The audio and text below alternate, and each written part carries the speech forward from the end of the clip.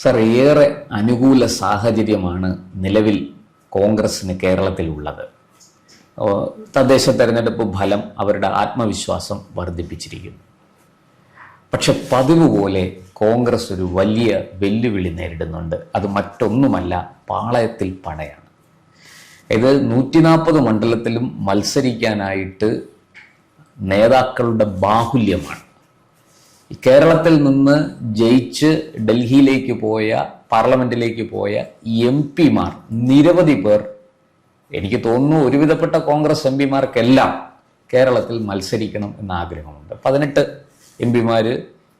MP-മാരുണ്ട്. അവർക്കെല്ലാം കേരളത്തിൽ മത്സരിച്ചാൽ കൊള്ളാം എന്നുണ്ട്. ഇപ്പോൾ കെ സുധാകരൻ്റെ കാര്യത്തിൽ അറിയാം, വലിയ വിവാദങ്ങൾ നടന്നുകൊണ്ടിരിക്കുകയാണ്. അദ്ദേഹത്തെ ഹൈക്കമാൻഡ് അനുനയിപ്പിക്കാൻ വേണ്ടി ഡൽഹിയിൽ വിളിച്ചിരിക്കുകയാണ്. മുഖ്യമന്ത്രി സ്ഥാനം ഒന്നേ ഉള്ളൂ, 2 മുഖ്യമന്ത്രി സ്ഥാനം ഇല്ല. ഈ സാഹചര്യത്തിൽ കോൺഗ്രസ് സത്യത്തിൽ പടിക്കൽ കൊണ്ട് കലമുടക്കുകയാണ്. അവർക്ക് കിട്ടിയ ജനപിന്തുണയെ തകർക്കുന്ന വിധത്തിൽ ഈ പറയുന്നത് പോലെ നേതാക്കളുടെ പിടിപ്പുകേട് ചെന്നെത്തി നിൽക്കുകയാണ്. അവിടെ നേതാക്കളുടെ പിടിപ്പുകേട് മാത്രമല്ല, സ്ഥാനമോഹികളുടെ പെരുക്കം കൊണ്ട്, സംഘടനയിലെ അച്ചടക്കമില്ലായ്മ കൊണ്ട് ഒരു കുത്തഴിഞ്ഞ പുസ്തകം പോലെയാണ് കോൺഗ്രസ് കുറെ നാളായി പ്രവർത്തിച്ചുകൊണ്ടിരിക്കുന്നത്. അത് ദേശീയ തലത്തിലായാലും സംസ്ഥാന തലത്തിൽ അതിനേക്കാൾ വഷളായിട്ടാണ് പോയിക്കൊണ്ടിരിക്കുന്നത്. നേതാക്കൾ നമ്മൾ ഉദ്ദേശിക്കുന്ന പോലെ അവരെല്ലാവരും അവരുടെ താല്പര്യങ്ങളാണ് സംരക്ഷിക്കുന്നത്. ഇതിലിപ്പോൾ നമുക്ക് വേണമെങ്കിൽ ഒരു 3 വിഭാഗമായിട്ട് നമുക്ക് തിരിക്കാം. മുഖ്യമന്ത്രിയാകാൻ താല്പര്യമുള്ളവരുടെ ഒരു നീണ്ട നിര. രണ്ടാമത്, എനിക്ക് ഇത്തവണ മന്ത്രിയായേ പറ്റൂ എന്ന് വിചാരിക്കുന്നവരുടെ ഒരു നീണ്ട നിര. മറ്റൊന്ന്, എനിക്ക് ഒരു MLA ഇപ്പോഴായില്ലെങ്കിൽ ഇനി അടുത്ത കാലത്തെങ്ങും അതിനുള്ള സാധ്യതയില്ല എന്ന് വിചാരിക്കുന്ന ആയിരക്കണക്കിന് പ്രവർത്തകരുടെ ഒരു 3-ാം നിര. പ്രവർത്തകരുടെ അല്ല, ഭാരവാഹികൾ, നേതാക്കളുടെ. ഇതിൽ ഏറ്റവും 3നെ നമുക്ക് അനലൈസ് ചെയ്യേണ്ടിയിരിക്കുന്നു. ഒന്നാമതായിട്ടുള്ള ഇതിന്റെ ഈ 3 സ്ഥാനങ്ങളിലേക്കും ആളുകൾ തള്ളാനുള്ള കാരണം ഇപ്പോൾ അന്തരീക്ഷം അനുകൂലമാണ്. 80 സീറ്റ് അടുപ്പിച്ച് തദ്ദേശ ഭരണ സ്ഥാപന തെരഞ്ഞെടുപ്പിൽ വന്നത് മാത്രമല്ല, അതിനുശേഷം LDF സർക്കാർ LDF-ഉം സർക്കാരും എന്തൊക്കെ മീശമിനുക്കൽ നടപടികൾ നടത്തിയിട്ടുണ്ടോ അതെല്ലാം അവർക്ക് ദോഷമായി, പാരയായി മാറി എന്നുള്ളതാണ് സത്യം. സാർ, അങ്ങനെയെങ്കിൽ എൻ്റെ ഒരു സംശയം, അതിൽ അവസാനത്തേതാണ് വീണ ജോർജിന്റെ വിവാദവും ഗണേശന്റെ വിവാദവും ഇപ്പൊ വന്നു നിൽക്കുന്ന സുധാകരന്റെ മത്സരിക്കുമെന്നുള്ള പ്രസ്താവനയും. അപ്പൊ ഇതോടുകൂടി ഒരു ഡസനോളം കാര്യങ്ങൾ മുമ്പ് വന്നതിന് എല്ലാം അണിക്കല്ലായിട്ട് ഇത് നിൽക്കുകയും പിന്നെ എല്ലാത്തിനും ഉപരിയായിട്ട് അയ്യപ്പ കോപം അങ്ങനെ ഇപ്പോഴും നിലനിൽക്കുകയും അത് പുറമേ കാണുന്നില്ലെന്നേ ഉള്ളൂ, ഉള്ളിൽ ആൾക്കാരത് തീഗോളമായിട്ട് കൊണ്ട് നടക്കുന്നുണ്ട്. സാറേ, അങ്ങനെയെങ്കിൽ ഈ LDF വിരുദ്ധ വികാരമാണ് UDF-ന് അനുകൂലമായി മാറിയത്. പക്ഷെ UDF-നുള്ളിൽ ഈ ഇത്തരത്തിലുള്ള ചക്കളത്തിൽ പോരും, പാളയത്തിൽ പടയും, നേതാക്കളുടെ വടംവലിയും ഒക്കെയായി സ്ഥാനമാനങ്ങൾക്ക് വേണ്ടിയിട്ടുള്ള ഈ കലഹം നടക്കുമ്പോൾ ഈ ഭരണവിരുദ്ധ വികാരത്തിന്റെ ഗുണം ആർക്ക് കിട്ടും? UDF-ന് കിട്ടുമോ, BJP-ക്ക് കിട്ടുമോ? അത് ജനങ്ങൾ തീരുമാനിക്കും. കാരണം ത്രികോണ മത്സരം നടക്കുന്ന ഒരു 25 മണ്ഡലങ്ങൾ 30 മണ്ഡലങ്ങളെങ്കിലും വരാവുന്ന ഒരവസ്ഥയിലേക്കാണ് ഇപ്പോൾ പോകുന്നത്. BJP-യുടെ സ്ഥാനാർത്ഥികൾ വരാൻ പോകുന്നത് വമ്പന്മാരുടെ ഒരു നിര. ഇന്ന് രാവിലെ കിട്ടിയ ഒരു വിവരം അങ്ങയോട് പങ്കുവെക്കാം. 2 സിനിമാ താരങ്ങൾ ഏതാണ്ട് 8 സീറ്റുകളിൽ വളരെ വലിയ മത്സരം നടക്കുകയാണ്. 8 സീറ്റുകളിൽ എന്ന് വെച്ചാൽ ഈ BJP ഇഞ്ചോടിഞ്ച് പൊരുതുകയാണ്. ഈ 8 സീറ്റുകളിലും BJP-ക്ക് ജയിക്കാനുള്ള എല്ലാ സാഹചര്യവും ഉണ്ട് എന്നാണ് ഇന്ന് അവര് വിലയിരുത്തുന്നത്. മാത്രമല്ല, ഇന്റലിജൻസിന്റെയും ഒരു റിപ്പോർട്ടുണ്ട്. യാതൊരു സംശയമില്ല. കാരണം തെക്കൻ കേരളത്തിൽ, ഇത് തെക്കൻ കേരളത്തിലാണ് കേട്ടോ, തെക്കൻ കേരളത്തിലെ കാറ്റ് ഇപ്പോൾ BJP 1-2 ഉള്ളൂ അങ്ങോട്ട്. ഈ പറഞ്ഞ പോലെ മഞ്ചേശ്വരവും മഞ്ചേശ്വരമാണെങ്കിൽ, ഇപ്പൊ കാസർഗോഡാണെങ്കിൽ, പാലക്കാടാണെങ്കിലും, മലമ്പുഴ ആണെങ്കിലും ഒക്കെ എടുത്താൽ അത്രേ ഉള്ളൂ, ചിലതേ ഉള്ളൂ. പിന്നെ തൃശ്ശൂരും കൊടുങ്ങല്ലൂരും ഒക്കെ നമുക്ക് പറയാവുന്നേ ഉള്ളൂ, അത്രയൊന്നും പറയാൻ പറ്റില്ല. പിന്നെ 2020-യുടെ ശ്രമഫലമായ ഒരു 3-4 സീറ്റുകൾ. അത് 2020-യുടെ വരവ് കുന്നത്തുനാടും തൃപ്പൂണിത്തറയിലും വലിയ ചലനങ്ങൾ ഉണ്ടാക്കാം. പിന്നെ എറണാകുളത്ത് ഒരു സ്ഥാനാർത്ഥിയെ അനുസരിച്ച് അവിടെയും ചിലപ്പം ഒന്നാമത് വന്നില്ലെങ്കിലും നല്ല രീതിയിൽ വോട്ട് പിടിച്ച് ഈ ആരെ ജയിക്കണം ആരെ തോൽപ്പിക്കണം എന്നുള്ള ആരെ മൂന്നാമതാക്കും എന്നുള്ളത് വലിയൊരു പ്രധാനപ്പെട്ട ഘടകമാണ് രണ്ടാമത് വന്നാൽ പോലും. പിന്നെ നമ്മുടെ 3 മണ്ഡലങ്ങൾ നമ്മൾ കണക്കാക്കിയിരുന്ന പാല, പൂഞ്ഞാറ്, കാഞ്ഞിരപ്പള്ളി അതൊരു വലിയ സിദ്ധാന്തമാണ്. പിന്നെ ബാക്കിയൊന്നും പിന്നെ ഇങ്ങോട്ടില്ല. പിന്നെ കോന്നി മാത്രമേ ഉള്ളൂ. അത് കഴിഞ്ഞാൽ അപ്പൊ അങ്ങനെ വരുമ്പോൾ ഈ UDF-ലെ ചക്കളത്തിൽ പോര് BJP-ക്ക് ഗുണം ചെയ്യുന്നു. കാരണം LDF എന്തായാലും LDF വിരുദ്ധ വികാരമാണ്. അപ്പൊ തീർച്ചയായിട്ടും ആ വോട്ടുകൾ LDF-ലേക്ക് പോവില്ല. അത് പോവില്ല. അപ്പോ BJP-ക്ക് ചില മണ്ഡലങ്ങളിൽ അത്തരത്തിൽ ഗുണം ചെയ്തേക്കാം. പ്രത്യേകിച്ച് തെക്കൻ കേരളത്തിൽ പിന്നെ നമ്മുടെ ആലപ്പുഴ ആയാലും, കൊല്ലമായാലും, തിരുവനന്തപുരം ആയാലും, പത്തനംതിട്ടയിൽ കോന്നി പോലുള്ള മണ്ഡലങ്ങളായാലും ചിലപ്പോൾ അത് ഗുണകരമായിട്ട് വന്നേക്കാം. ചെങ്ങന്നൂർ ഗുണകരമായിട്ട് വന്നേക്കാം. തിരുവല്ല ചിലപ്പോൾ ഗുണകരമായിട്ട് വന്നേക്കാം. ഇങ്ങനെയൊക്കെയുള്ള ചില മണ്ഡലങ്ങൾ അവിടെ കിടക്കുകയാണ്. അപ്പം അത് നമ്മൾ തള്ളിക്കളയാൻ പാടില്ല. ഇപ്പോൾ BJP അനുകൂലമാക്കാൻ സാധ്യതയുള്ളത് കോൺഗ്രസിന്റെ പോരും CPM-ന്റെ ഭരണവിരുദ്ധ വികാരവുമായിരിക്കും. അപ്പോൾ ആ ഫൈറ്റിൽ BJP-ക്ക് ചിലയിടത്ത് കടന്നുകൂടാൻ സാധിച്ചേക്കും. അങ്ങനെയാണെങ്കിൽ BJP ഒരു നിർണായക ശക്തിയായി അടുത്ത ഇലക്ഷനിൽ ആരായിരിക്കും മന്ത്രിസഭ രൂപീകരിക്കുക എന്നുള്ള ഒരു തീരുമാനമായിട്ട് അവർക്ക് വന്നുകൂടായികയില്ല. അങ്ങനെ ഒരു സാഹചര്യം കേരളത്തിൽ ഉരുത്തിരിഞ്ഞുകൊണ്ടിരിക്കുകയാണ്. അപ്പോഴാണ് നമ്മൾ ഈ പറഞ്ഞ പോലെ മുഖ്യമന്ത്രിയാവാനായിട്ടുള്ള പോരാട്ടം നടക്കുന്നത്.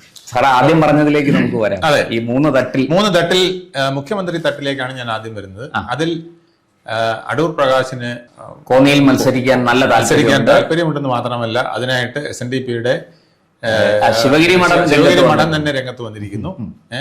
ഈഴവർക്ക് അധികം പ്രാതിനിധ്യം ഇല്ലാതെ നിൽക്കുമ്പോൾ ഇദ്ദേഹത്തെ ഒരാളെ തഴയാൻ പാടില്ല എന്ന് പറഞ്ഞ് അവര് വർഷങ്ങളായി അദ്ദേഹത്തിന് പറയുന്നതിന് പകരം അദ്ദേഹം ബുദ്ധിപൂർവ്വം സ്വാമിയെ കൊണ്ട് മഠാധിപതിയെ കൊണ്ട് പറയിച്ചിരിക്കുന്നു. അവിടെ അത് നിൽക്കുന്നു. രണ്ടാമത്തേതാണ് കെ സുധാകരൻ കണ്ണൂര്. അദ്ദേഹം പറയുന്നത് കേരളത്തിൽ കണ്ണൂരിൽ ആരെങ്കിലും പാർട്ടിക്ക് ഒരു കൊടി കുത്താനായിട്ടുള്ള അവസരം ഉണ്ടാക്കിയിട്ടുണ്ടെങ്കിൽ അത് ഞാൻ മാത്രമാണ്. ബോംബും വെട്ടുകത്തിയും കൊടലിയും അരിവാളും മാത്രമല്ല, ബോംബും അതുപോലെ തന്നെ കയ്യൂക്കും എല്ലാം എടുത്തിട്ട് അവിടെ പാർട്ടി ഗ്രാമത്തിൽ പൂർണ്ണമായും കോൺഗ്രസിനെ തള്ളിക്കളഞ്ഞപ്പോൾ ഞാനാണ് അവിടെ പിടിച്ചു നിർത്തിയത്. ശരി തന്നെയാണ്. കോൺഗ്രസിന്റെ പ്രവർത്തകർ പോലീസ് സ്റ്റേഷനിലാവുമ്പം പോലീസ് സ്റ്റേഷനിൽ ചെന്ന് ഇറക്കി വിടറാ അവനെ എന്ന് പറയാൻ എന്നിട്ടുള്ളത് സുധാകരൻ മാത്രമാണ്. മുണ്ടും മടക്കി കുത്തി കെ സുധാകരൻ മാത്രമാണ് മുണ്ടും മടക്കി കുത്തി തന്റെ ശക്തി മുഴുവൻ പ്രകടിപ്പിക്കുന്നു. ഒറ്റയാൻ ശക്തി വേറെ ആരും പുറകിലൊന്നും. അദ്ദേഹവും അദ്ദേഹത്തിന്റെ കുറച്ച് സുഹൃത്തുക്കൾ ഗുണ്ടകളും ഒക്കെ ആയിട്ട് അദ്ദേഹം ആ ഒരു അത് 90-കളിലെ രാഷ്ട്രീയം നമ്മൾ എടുത്താൽ മലബാറിൽ പ്രത്യേകിച്ച് കണ്ണൂരും കാസർഗോഡും ഈ 2 ജില്ലകളിലും കോൺഗ്രസിന് UDF-ന് പിടിച്ചു നിൽക്കാൻ കഴിഞ്ഞത് കെ സുധാകരൻ കാരണമാണ്. സാറിന് അറിയാം, ഈ 80-കളുടെ അവസാനം 87-ൽ നയനാർ മന്ത്രിസഭ വരുന്ന സമയത്ത് കോഴിക്കോടിന്റെ വടക്കൻ പ്രദേശത്ത് നാദാപുരം, വടകര, പേരാമ്പ്ര വലിയ സംഘർഷമായിരുന്നു. അവിടെ CPM മുസ്ലിം ലീഗ് സംഘർഷം എന്ന് പറഞ്ഞാൽ വലിയ സംഘർഷമായിരുന്നു. ആൾക്കാരുടെ തല കൊയ്ത് കളിക്കുന്ന ആ സന്ദർഭത്തിൽ പോലും അവിടെയാണ് സുധാകരൻ വളർന്നു തുടങ്ങിയത്. തലയെടുപ്പോടുകൂടി സുധാകരൻ നിൽക്കുകയും പാർട്ടിക്കെതിരായി മാർക്സിസ്റ്റ് പാർട്ടിക്കെതിരായി നിന്നുകൊണ്ട് കോൺഗ്രസിന് ഒരു സ്റ്റാൻഡ് ഉണ്ടാക്കി കൊടുക്കുകയും ചെയ്തു. ഇപ്പൊ അദ്ദേഹത്തിന്റെ മുന്നിലുള്ള പ്രശ്നം എന്ന് വെച്ചാൽ അദ്ദേഹത്തിന് പ്രായാധിക്യം, ആരോഗ്യ പ്രശ്നങ്ങൾ എല്ലാം ഉണ്ട്. അപ്പൊ ഇനി ഈ ഒരു 5 വർഷം കഴിഞ്ഞ് പിന്നെ മത്സരത്തിനോ ഇതിനോ പിന്നെ ഒരു 5 വർഷം കൂടെ കഴിഞ്ഞ് ചിലപ്പോ അടുത്ത ടൈമില് കേരളത്തിന്റെ രീതി വെച്ചിട്ട് ഭരണം കിട്ടണമെന്നില്ല. അപ്പം ഒരു പിന്തുടർച്ച പിണറായി വിജയന് ലക്ക് പോലെ കിട്ടിയെന്ന് പറഞ്ഞുകൊണ്ട് ഇനി കിട്ടണമെന്നില്ല. ഇപ്പൊ ഈ 5 കൊല്ലം UDF-നാണ് കിട്ടുന്നതെങ്കിൽ വേറെ ആർക്കെങ്കിലും മാറി വരാം. രാഷ്ട്രീയ സാഹചര്യം തന്നെ ടോട്ടലായിട്ട് മാറാൻ പോകുന്ന ഒരു സാഹചര്യമുണ്ട്. അപ്പം അടുത്ത 10 വർഷത്തേക്ക് ഒരു മുഖ്യമന്ത്രിയാകാനുള്ള അവസരം സുധാകരന് നഷ്ടപ്പെടുകയാണ്. 10 വർഷത്തിന് ശേഷം ഒരംഗത്തിന് ബാല്യമുണ്ടോ എന്ന് അദ്ദേഹത്തിന് ഇപ്പൊ തന്നെ നിശ്ചയമില്ലാത്ത അവസ്ഥയാണ്. 5 വർഷം കഴിഞ്ഞാൽ പോലും തനിക്ക് അത്തരത്തിലൊരു ഓപ്പർച്യൂണിറ്റി. അതുകൊണ്ട് ഈ 5 വർഷം തനിക്ക് അതുകൊണ്ട് ഈ വർഷമല്ല, ഈ മാസം എന്റെ കാര്യം തീരുമാനിക്കണം. സ്ഥാനാർത്ഥി നിർണയം വരുന്ന സമയത്ത് കണ്ണൂരിൽ ഞാൻ സ്ഥാനാർത്ഥിയാകുന്ന ഒരു സാഹചര്യം ഉണ്ടാവണം എന്നുള്ളത് അദ്ദേഹത്തെ ഇപ്പോൾ ഹൈക്കമാൻഡ് ഡൽഹിക്ക് വിളിപ്പിച്ചു. പിന്നെ അനുനയിപ്പിച്ച് വിട്ടു. വഴങ്ങുമെന്ന് തോന്നുന്നില്ല. അപ്പൊ അദ്ദേഹം മത്സരിക്കാൻ നിന്നാൽ അതൊരു പ്രശ്നമാണ്. അദ്ദേഹത്തിന് സ്വതന്ത്രനായിട്ട് ചിലപ്പോൾ കയറി നിന്നാലും പ്രശ്നമാണ്. അദ്ദേഹത്തിന് MP സ്ഥാനം രാജിവെക്കേണ്ട കാര്യമില്ല. അപ്പോൾ അവിടുന്ന് ജയിച്ചാൽ MLA ആവാം, ഇല്ലെങ്കിൽ അദ്ദേഹത്തിന് MP ആയിട്ട് തുടരാം, അല്ലെങ്കിൽ അദ്ദേഹത്തിനെ അയോഗ്യനാക്കിയാലോ അദ്ദേഹത്തിന് ഈ ഒരു പ്രശ്നമില്ല, ഈ ടൈം കൊണ്ട് ഞാനങ്ങ് അവസാനിപ്പിച്ചേക്കാമെന്ന് അദ്ദേഹം വിചാരിച്ചെന്നിരിക്കും. അപ്പോൾ കോൺഗ്രസിന് ഒരു തലവേദന ഉണ്ടാക്കാൻ സുധാകരന് സാധിക്കും. അടുത്തത് പിന്നെ അടൂർ പ്രകാശനും സാധിക്കും. അപ്പോ അങ്ങനെ വരുമ്പോൾ രമേശ് ചെന്നിത്തലയുടെ പദവി എവിടെ പോകും? അതൊരു വലിയ VD സതീശന്റെ പദവി എവിടെ പോകും? ഇങ്ങനെ മത്സരം നടക്കുമ്പോൾ ഇത് ഭൂരിപക്ഷം കിട്ടിയാൽ ഹൈക്കമാൻഡിലേക്ക് ഈ പ്രശ്നം പോയാൽ ഹൈക്കമാൻഡ് പറയും നിങ്ങൾ എല്ലാവരും കൂടെ അടി കൂടുന്ന സാഹചര്യത്തിൽ ഞങ്ങൾ ഒരാളെ തരാം എന്ന് പറഞ്ഞ് KC വേണുഗോപാലിനെ ആ സമയത്ത് രംഗത്ത് പ്രവേശനം ചെയ്യും, മുഖ്യമന്ത്രിയാവുകയും മുഖ്യമന്ത്രിയായിട്ട് എവിടെയെങ്കിലും നിന്ന് മത്സരിച്ച് ജയിക്കുകയും ചെയ്യും. ആ ഒരു പിക്ചർ അവിടെ ഉണ്ട്. രണ്ടാമത്തേതാണ് MLA ആവാൻ. സാർ, ഇവിടെ ഇടയ്ക്ക് ഒരു ചോദ്യം കൂടെ ചോദിക്കട്ടെ. ഇതിനകത്ത് നമ്മൾ വിട്ടുപോയ ഒരാളുണ്ട്, കൊടിക്കുന്നിൽ സുരേഷും. വലിയ സമ്മർദ്ദം. കൊടിക്കുന്നിൽ സുരേഷിന്റെ ഒരു പരാതി എന്ന് വെച്ചാൽ അദ്ദേഹം 1991 മുതൽ പാർലമെന്റിൽ തുടർച്ചയായിട്ട് 2004 ഒഴിച്ച്, അതെ, ഒരു തവണ ഒഴിച്ച് ബാക്കി എല്ലാ തവണയും ഏതാണ്ട് MP ആയി. എനിക്ക് തോന്നുന്നത് ഇപ്പം രാഹുൽ ഗാന്ധിയേക്കാൾ അല്ലെങ്കിൽ മറ്റേതെങ്കിലും MP-യേക്കാൾ സീനിയോറിറ്റി അറ്റൻഡൻസ് വെച്ചിട്ടാണെങ്കിൽ രജിസ്റ്റർ വെച്ച് നോക്കിക്കഴിഞ്ഞാൽ കൊടിക്കുന്നിൽ സുരേഷിന് തന്നെയാണ്. പിന്നെ കൊടിക്കുന്നിൽ സുരേഷ് ചെയ്ത കോൺട്രിബ്യൂഷൻ എന്തെന്ന് ചോദിച്ചാൽ ഡെസ്കിലടിയും വിളിയും വിരൽ ചൂണ്ടലും പോസ്റ്റർ കൊണ്ടുവരികയും നടുത്തളത്തിൽ ചാടി ഇറങ്ങുകയും സസ്പെൻഷൻ വാങ്ങിക്കുകയൊക്കെ ആയിരിക്കും അദ്ദേഹത്തിന്റെ ക്രെഡിറ്റിൽ ഉണ്ടാകുന്നത്. പക്ഷെ എന്നാൽ പോലും ഏറ്റവും കൂടുതൽ 91 മുതൽ ലോക്സഭയിലെ സ്ഥിരം സാന്നിധ്യമാണ്. അപ്പൊ അദ്ദേഹം ഇപ്പം കേരളത്തിൽ നിയമസഭയിലേക്ക് മത്സരിക്കാൻ താല്പര്യപ്പെട്ടു. അദ്ദേഹത്തിന് ഒരുപാട് ക്ലെയിം ഉണ്ട്. കാരണം ഇന്ന് വരെ ഒരു ദളിത് മുഖ്യമന്ത്രി ജാതി വിഭാഗത്തിൽ നിന്നൊരു മുഖ്യമന്ത്രി ഉണ്ടായിട്ടില്ല.